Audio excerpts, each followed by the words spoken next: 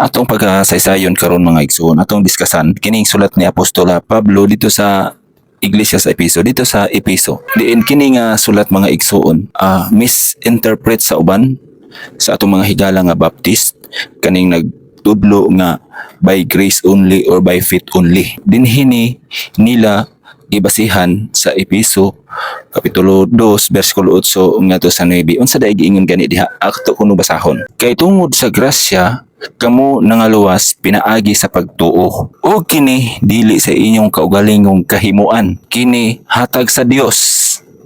Sa 9, dili tungod sa mga binuhatan aron walay bisan kinsa nga magpasigarbo. Na mo ni ang ilahang gibasihan mga igsuon sa bersikulo 9 kay nag-ingon diha nga dili tungod sa mga binuhatan. Now ato kunong pagkasaysayon mga igsuon, atong pagakutloon ug atong iinsakto ang ilaha mali nga interpretation niini nga teksto sa Episo sa sulat ni Apostol Pablo diha sa kapitulo 2 bersikulo 8 ngadto sa 9. Atong ibalik kuno sa bersikulo 8. Matod ba diha? Kay tungod sa grasya kamo nangaluwas pinaagi sa pagtuo. Now, ang grasya mga igsuon, atong naangkon, atong nabatunan pinaagi sa atong pagtuo. Now, unsa kining pagtuo? Kining pagtuo mao kini ang atong pagtuman. Unsay atong gituuhan? Ang sugo ni Jesus Christ, ang maayong balita. No? Unsay atong gituman?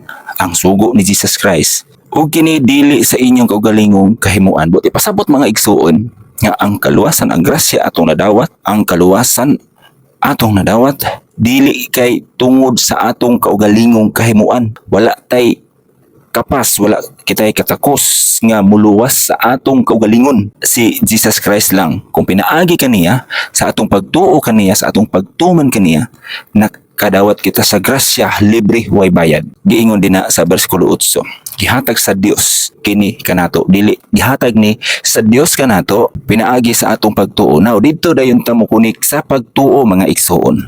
Sa pagtuo ang buti pasabutan na is pagtuman. Now sa diha nga nituman ka, unsa may imong gituman? Kung do na kay gituman, buti pasabot do na kay gituuhan. Kung do na kay gituuhan, do na kay dapat tumanon. Kung imong basahon din ha sa bersikulo 8. Now unsa may angay natong pagatumanon ug atong pagkatuuhan aron nga ang grasya nga ihatag sa Dios kanato o ang kaluwasan nga dili atong kinakaugalingong paningkamot, atong kaugalingong binuhatan kabaton kita ni anak o dili pinaagi. Ang Dios mo imuhatag kanato niya ng kaluwasan, niya ng grasya. Now sa unsa nga paagi nga kana siya atong angkon, atong mabatunan ang grasya, ang kaluwasan pinaagi sa pagtuo. Mao kini ang pagtuman. Unsa may atong pagatumanon? Namatod pa rin ha sa sulat ni Apostol Pablo lang gihapon ani Apostol Pedro sa diha nga nagawali siya sa adlaw sa Pentecostes.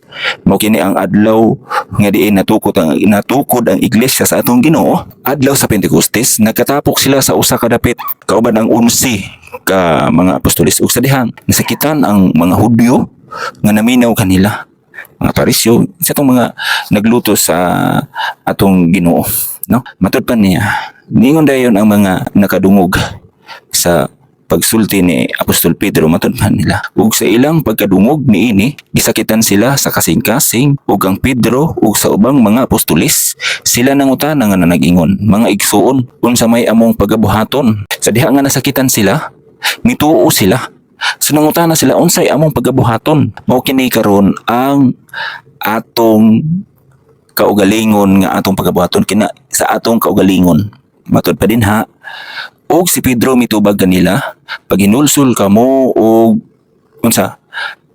Pabautismo kamo ang matag-usa kaninyo sa ngalan ni Jesucristo tungod sa kapasayloan sa inyong sala.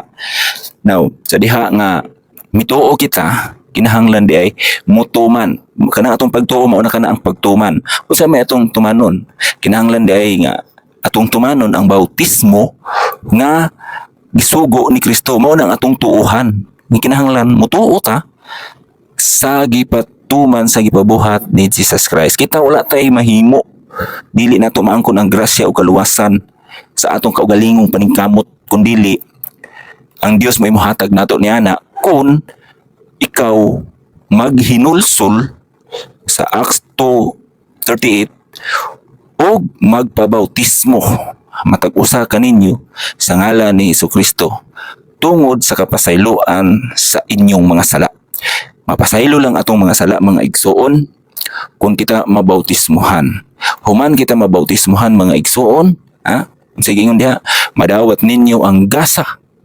So ay haday na to madawat ang gasa mga igsoon kung kita mabautismuhan na.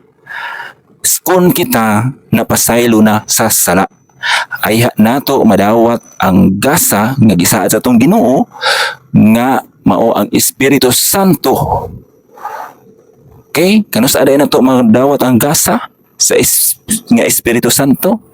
Kung kita maghinulsol o magpabautismo, ay nato madawat ang gasa nga gisulti din ha sa Efeso 2 bersikulo 8 ngadto sa 9. Atong tuohan kay pinaagi sa atong pagtuo nga kinahanglan maghinulsol ta o magpabautismo aron mapasaylo ang atong mga sala.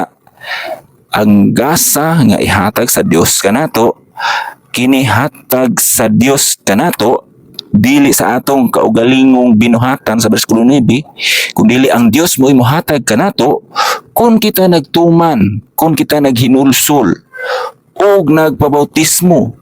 Mao kana ang atong gituohan. Okay? Kay tungod sa grasya kamo nga luwas pinaagi sa pagtuo. Nagtuo ta nga kinahanglan maghinulsol ta o magpabautismo aron mapasaylo ang atong mga sala ug gaya nato madawat ang gasa sa Espiritu Santo. Mao kana ang tin-aw ug klaro kaayo nga pasabot diha sa Efeso kapitulo 2 bersikulo 8 ngadto sa 9. Kay sa Marcos 16:16 mao man ni ang mao kini ang formula sa kaluwasan. Formula nga aron makuha nimo ang gasa nga mao ang kaluwasan. Sa Marcos 16:16 nga ang motuo ug magpabautismo maluwas apan ang dili motuo pagahukman sa silot. Na mao kana mga igsuon ang bersikulo 9 sa Efeso 2:9 nga dili tungod nagsulti diha nga dili tungod sa mga binuhatan, dili na buti pasabot nga ang buti pasabot niya ng mga igsuon is dili sa atong kaugalingon kita na luwas. Dili wala tay mahimo mga igsuon nga mao ni akong buhaton aron maluwas ko, di ba? Dili ngon ana ang buti pasabot diha sa bersikulo 9, dili pinagi sa atong kaugalingong binuhatan. Okay, dili tungod sa atong mga buhat kundi dili tungod sa Dios. Ang Dios mo imuhatag kanato gasa, ang Dios mo imuhatag kanato og kaluwasan. Maluwas kita pinaagi sa atong pagtuo nga kinahanglan maghinulsol, tumano nato ang pagpabautismo aron nga kita makadawat sa gasa nga Espiritu Santo. Okay?